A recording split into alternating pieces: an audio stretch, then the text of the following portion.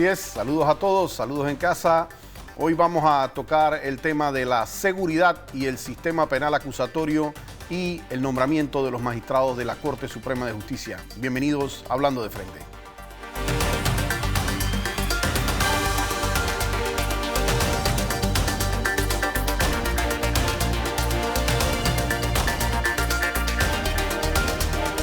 He querido tocar el tema del sistema penal acusatorio y lo que se está dando con los temas de seguridad, porque hay una tendencia, y no solamente de este gobierno, sino de múltiples gobiernos que pasan por esto, de tratar de vincular un tema de seguridad a procesos penales. Y eso no necesariamente es así.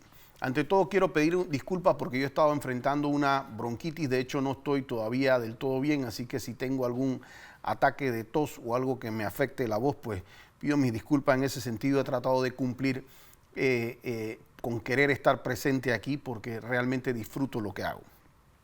Fíjense, escuché al ministro de Seguridad, al señor Rolando Mirones, referirse a requerir cambios en el sistema penal acusatorio para poder hacer frente a temas de seguridad. Y yo tengo que decir que en esto yo tenía una de cal y una de arena para el ministro de Seguridad, porque justo días antes se había hecho un anuncio relacionado que se iba a crear un viceministerio de prevención en materia de seguridad, cosa que yo de manera personal considero de forma importantísima.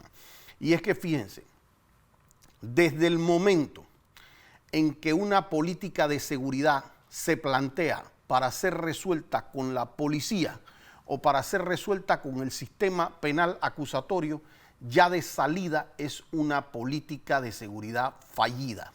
¿Por qué?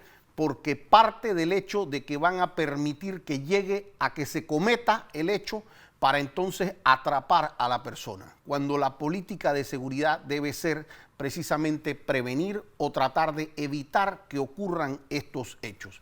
Y a pesar de que hay una relación entre la disuasión que causa un proceso efectivo, pues lo cierto es que no todo resulta, no todo lo que se hace con el sistema penal acusatorio es lo que va a terminar resolviendo el tema de seguridad.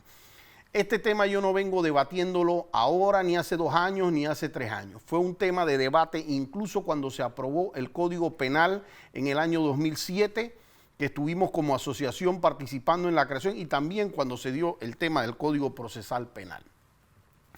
Yo le quiero decir, yo escuché al ministro de Seguridad decir que lo que pasa es que se había dado una situación en la casa de X persona o en un lugar, y que habían tenido un señor que había disparado, pero luego entonces no se podía vincular a la persona porque las víctimas a quien él había tratado de disparar, a pesar de no herirlas, pues esas personas no iban a dar testimonio.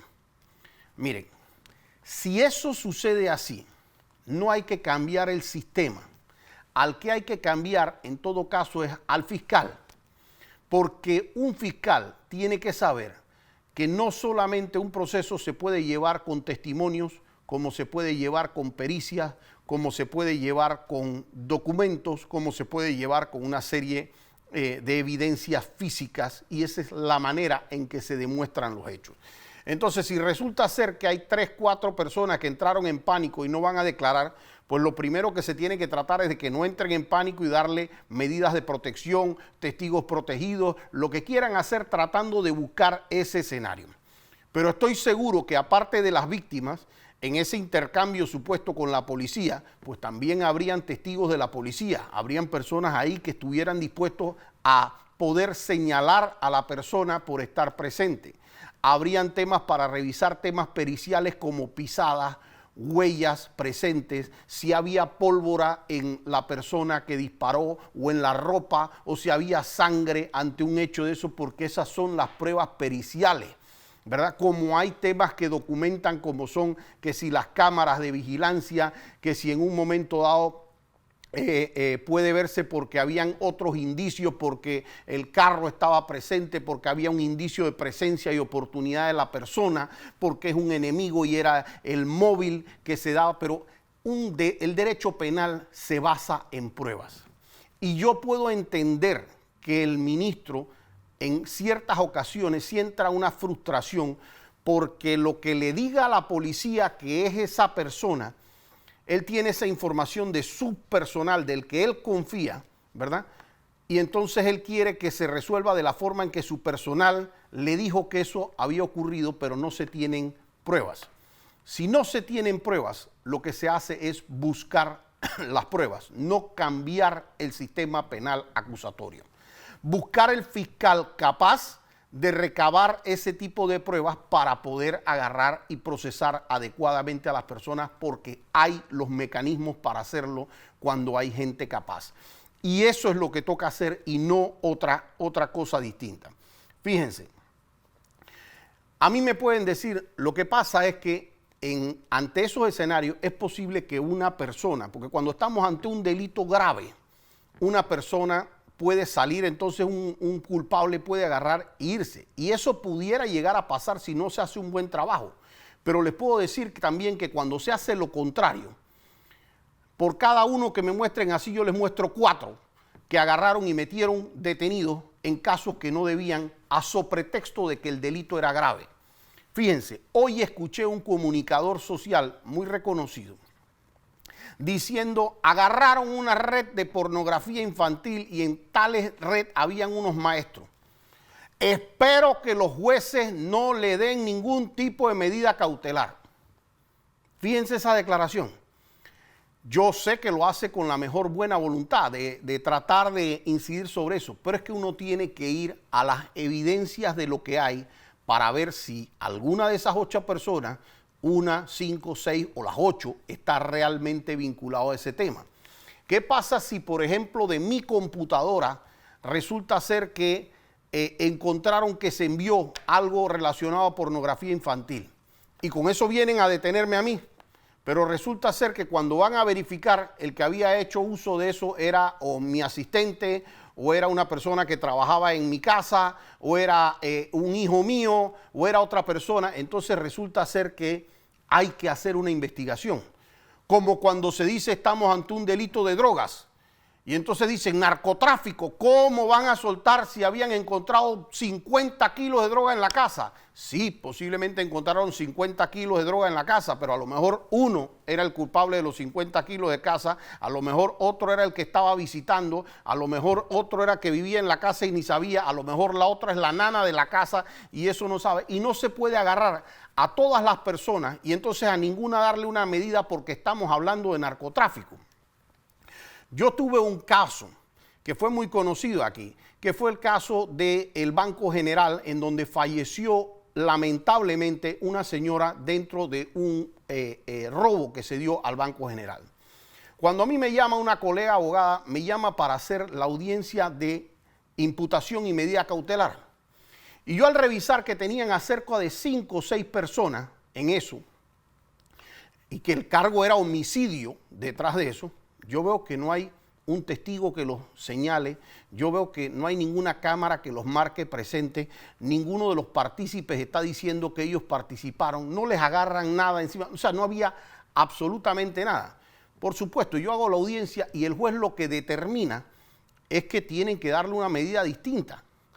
En esto, los medios de comunicación jugamos un papel vital, porque no es lo mismo salir a decirle a la población, juez, libera a 2 personas porque no encontraron elementos que vincularan a esas personas con el hecho. Pero ustedes saben cuál fue el titular que hubo de un periódico aquí muy reconocido al día siguiente. Liberan a asesinos del Banco General. Y si usted le dice eso a la gente, ¿cómo la población va a reaccionar? Ese juez es un animal. ¿Cómo se le ocurre a él liberar a unos asesinos a su pretexto de que no hay eso? Ese caso me dolió porque se hizo una conferencia de prensa en la Procuraduría y salió hasta el presidente de la República en ese entonces y dijo, yo espero que el Tribunal Superior revoque esa medida. Él no se había leído el expediente, él no sabía si habían evidencia, él no sabía nada, pero él estaba pidiendo que revocaran la medida. Y en efecto se revocó. con un salvamento de voto del magistrado presidente que todavía respeto mucho porque él dijo no me presto para esto. Y eso se dio el cambio de medida, detienen nuevamente a las personas. Pasó un mes y se empezaron a acreditar mayores hechos en el expediente. El fiscal, el propio fiscal que había solicitado la detención, la abogada querellante del Banco General y el abogado querellante por parte de la víctima tuvieron que pedir la libertad de los dos muchachos que yo había representado, admitiendo que no tenían nada que ver con el homicidio. Y luego que les trataron de hacer un cargo de encubrimiento, recientemente salieron, salieron absueltos de todo cargo. Entonces, no se puede agarrar porque el delito sea grave. Es que lo que pasa es que es droga. No, hay que ver si hay alguna vinculación de la persona. Hay que ver qué es lo que hay. Y si alguien está haciendo una mala labor en demostrar eso, no es que hay que cambiar el sistema, hay que cambiar a las personas que están haciendo mal su trabajo. Miren, yo de esto he tenido, como les digo, discusiones por años, porque yo les decía a la gente, la solución además no está en el sistema penal acusatorio, como no está cuando me decían hay que subir las penas, ¿verdad? Las penas, ese es el resultado. Yo les decía, las penas son igualitas en todo el país y no es lo mismo la violencia que se da en Metetí, en Tonosí, en lo que se da arriba en Santa Fe de Veraguas versus lo que se da en la capital y son las mismas penas. En Guatemala las penas son más severas y hay todavía más criminalidad. No es un tema de pobreza. En Santa Fe hay más pobreza que aquí en la capital y también aquí se dan incidencia criminal. No es un tema de densidad de población, de que hay mucha población puesta, porque si no, la mayor criminalidad la tendríamos nosotros aquí en Punta Paitilla. No es un tema de falta de educación, porque aquí tenemos tema que está metido en las montañas, de gente que no tiene educación y no tenemos ese nivel de criminalidad. Pero cuando aquí se juntan factores, que eso sí es lo que tiene que vigilarse, y eso quizás se da en 10 distritos y dentro de eso en bolsones muy especiales. Y se juntan temas como hogares divididos, lugares de droga, coincidencia de pandillas, jóvenes que son abandonados, en donde se da todo este tipo de incidencia de ocio, en donde hay el consumismo pegado a la pobreza. Ahí cuando se juntan esos factores, ahí sí hay factores de riesgo que son verdaderamente importantes. Y entonces aquí todo el mundo lo quiere resolver todo, es que resuelvan esto con la policía. Pero es que yo también digo, ¿por qué era importante el Ministerio de Prevención? Y ahí sí le doy un aplauso al ministro Mirones en hacer esa obra. Porque aquí hay delitos que ni siquiera tienen nada que ver con la policía o muy poco que ver. Tenemos 20.000 policías, ¿verdad? Ponga 50.000. ¿Y qué hace 50.000 policías cuando aquí se está dando un delito de falsedad documental? ¿Qué tiene eso que ver? Cuando se está dando un tema de un peculado, una estafa, una apropiación indebida. Tenemos 50.000 policías en la calle y yo tengo un caso de violencia doméstica en mi casa. ¿Qué puede hacer la policía? Ya cuando la policía llega ya es porque se cometió el delito. Pero no es un tema de prevenir el delito, porque cada delito tiene una manera distinta de trabajarse en contra. Por ejemplo, ¿qué hace la policía? Cuando aquí se habla de las estafas que se hacían desde la cárcel famosa con los mándame la tarjeta que te ganaste este premio. Es un delito de estafa. ¿Qué hace la policía con eso? ¿Qué hace que tengamos 50.000 policías en la calle con eso? No puedes hacer nada. Más fácil hubiera sido que los operadores, conversar con los operadores telefónicos para que constantemente le estuvieran mandando un mensaje de prevención a los usuarios de los teléfonos diciendo si usted recibe una llamada de este tipo, pues tenga cuidado que puede ser una estafa. Las estafas que ahora mismo se están dando en Encuentra 24. ¿Cuántas estafas nos llevamos de gente que hace una transacción y le dicen, la llaman y le dicen, mándame la lavadora que ya yo te voy a depositar, y le terminan depositando un cheque falso o un cheque sin fondo? Y la persona ve el depósito, le mandan copia del depósito, pero ya cuando entregó el producto es que se da cuenta a los 3 días o a los 4 días que el cheque rebotó y que el cheque ni siquiera era de la persona. y ya pasaron a buscar y perdió el producto. ¿Cómo hace eso la policía? La policía no está para pelear con eso, pero si se pudiera la policía de manera preventiva o las fiscalías hablar con Encuentra 24 para decirle, señores, antes de que usted vaya a hacer una operación, antes que se cierre la operación, mande un mensaje que le diga a la persona, oiga, cuidado cuando haga esta operación, verifique usted que los fondos queden líquidos en su cuenta antes de entregar un producto. Falsedad documental que se ha dado en el registro público con los cambios ad hoc. ¿Cuántos tenemos? Miles. ¿Cómo se pararía eso si la gente tuviera que acudir en esos cambios ad hoc yendo con las acciones ante un notario? De manera preventiva. No tiene nada que ver con la policía. Que el registro público le avisara a usted los cambios. La violencia doméstica. Agarrar y divulgar las penas a las personas, que la gente pueda ir a procesos antes, que pudieran multar a la gente antes de estar haciendo estos procesos de violencia doméstica, pero además agarrar a las personas y decirle, mira, porque aquí ya nosotros tenemos denuncias de violencia doméstica que van como un combo del divorcio.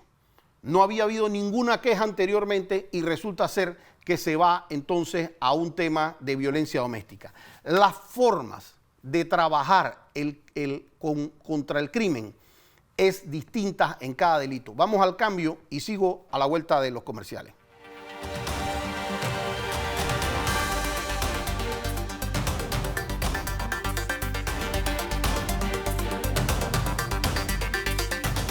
¿Qué delitos sí tienen que ver regularmente con la policía? Miren, quizás 5 o 6 de manera muy importante. Por supuesto, otros de manera indirecta y todos de alguna manera, de alguna forma muy, muy indirecta. Pero cuando nosotros estamos hablando de homicidio, de robo, secuestro, hurto, violación, narcotráfico, pues esos temas sí tienen que ver bastante con la policía. Y si se hace un ministerio, un viceministerio que tenga que ver con temas de prevención, de ataque a cada uno de estos delitos en una forma muy en particular, entonces se va a saber, perdón, que de repente, pues cuando usted va a trabajar contra los delitos de homicidio, usted lo que va a tener que trabajar es con mucha inteligencia, trabajando. A mí me hablan de mano dura y mano suave, no sé, aquí siempre tiene que haber mano dura. Aquí no hay 2 espacios para mano dura, pero más que mano dura o mano suave o mano amiga o lo que sea, tiene que ser mano inteligente. Y es como yo recabo las evidencias de eso.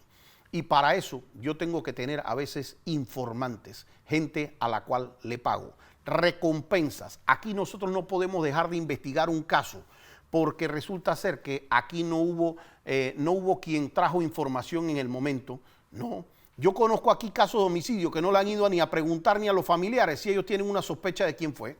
No, ellos vieron un cuerpo tirado ahí y el Ministerio Público dice, no hubo testigos de esto. No, aquí no murió un gato, aquí murió una persona. Eso tiene que investigarse, eso tiene que preguntársele a cada uno de los familiares, a cada uno de los vecinos, a las personas que eran amigos de ellos, hacer esas entrevistas, poner recompensas en la televisión para ver quién tiene información sobre esos hechos. Y déjenme decirle, aquí cuando se pelea con casos como el narcotráfico, lo mismo. ¿Cómo yo voy a pelear con el narcotráfico? Dividiendo. Divide y vencerás. Es una norma de estrategia militar. Yo en una ocasión hice una propuesta aquí hace cerca de 10 años y yo les decía, negocien con la gente que está en las cárceles ya condenada. Negocien porque un presidente puede dar rebajas administrativas. Puede rebajar en base a información, en base a lo que sea, puede rebajar el presidente.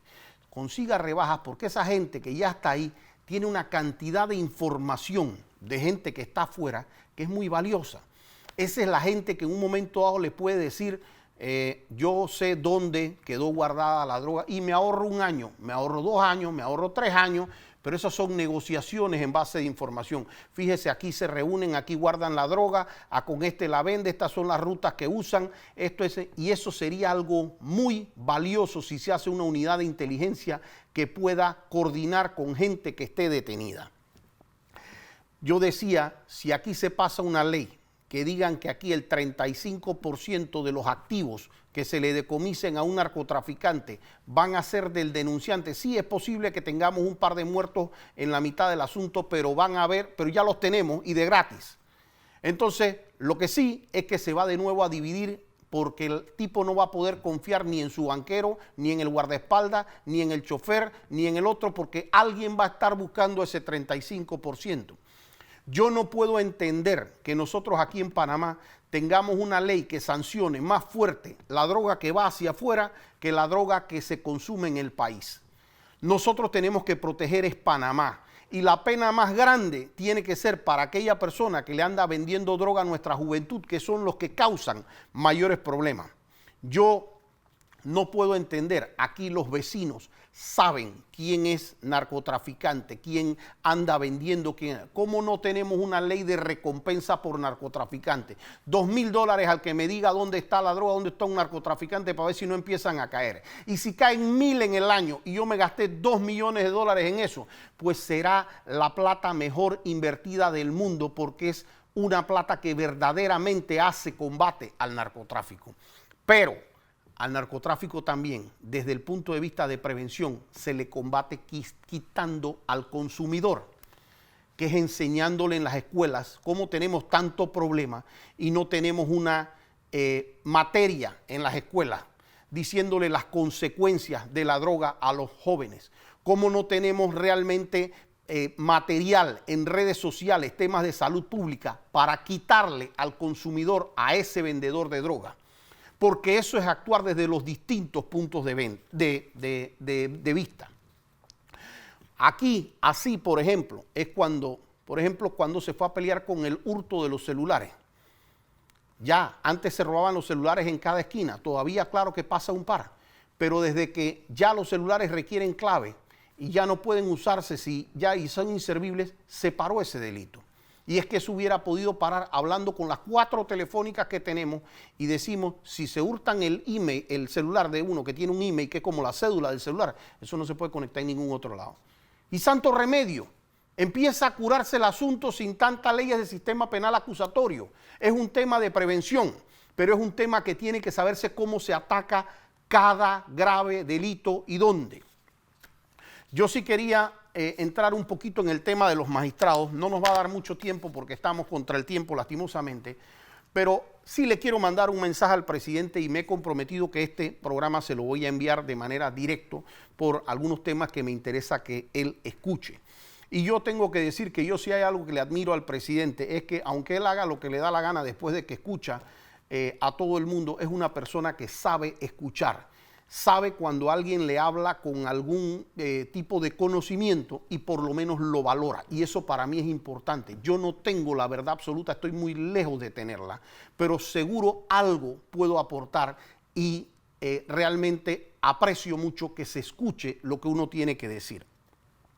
Fíjense, si nosotros seguimos escogiendo los magistrados basados en lo que hace la bulla popular de que esto tiene que ser el pacto por la justicia y no sé cuánto, ¿qué pasa si al pacto de la justicia vienen los 5 tipos más capaces del país? Pues perfecto, belleza.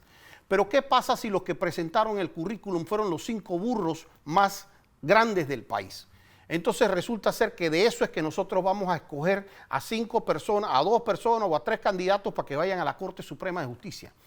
Señores, el puesto de la Corte Suprema de Justicia no es para cualquiera.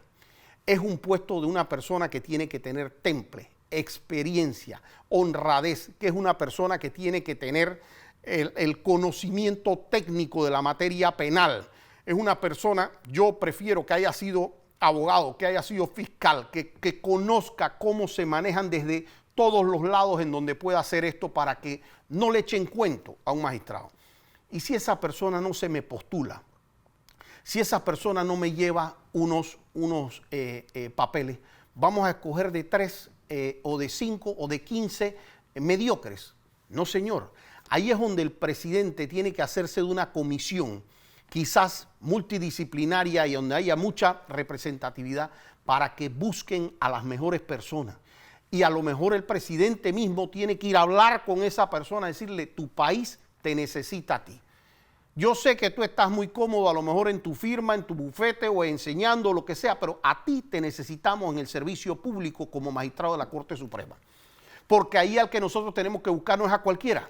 Tiene que ser una persona que tenga el temple y que tenga una talla muy importante.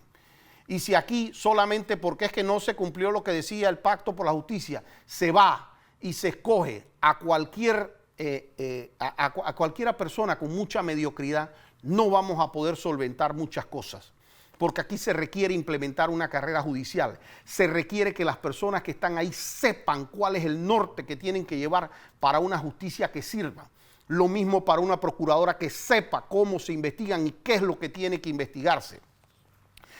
Como vamos a dejar ese tema para ya para las próximas semanas, yo sí quiero antes de acabar el programa y le pido a producción si me pongan mi pancarta del curso que vamos a estar dictando. Y este es un gol básicamente que meto dentro de mi programa, pero es un seminario táctico de interrogatorio y contrainterrogatorio que vamos a estar dictando el 18 de septiembre del 2019 desde las 5:30 en el Colegio Nacional de Abogados, y que todos los que quieran participar están invitados a llamar al 6158-1818, 6158-1818.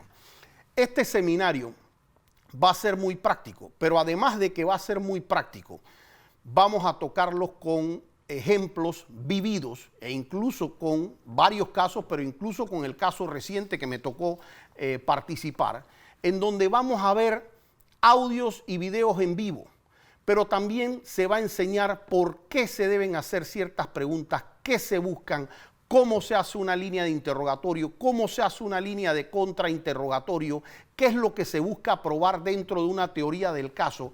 Y miren, hasta personas de la prensa, porque es abierto para todo el mundo, que quieran ir, va a ser muy bueno porque les va a servir para entender qué se buscaba detrás de cada pregunta, porque realmente un buen abogado no va a un juicio con muchísimas preguntas, sino con muchísimas respuestas. Uno sabe qué es lo que ese testigo debe decir porque uno ya leyó lo que dijo en las entrevistas previas, porque uno tiene conocimiento y esa respuesta uno sabe que tiene que buscarla. Entonces, a esos estudiantes de Derecho que constantemente me escriben, a los colegas que quieran participar, sepan mucho o poco, tenga yo que enseñarles igualmente mucho o poco, simplemente compartir otro estilo, pues los invito a ese seminario, y con eso entonces cierro el programa por el día de hoy y los veo el próximo jueves aquí en Hablando de Frente.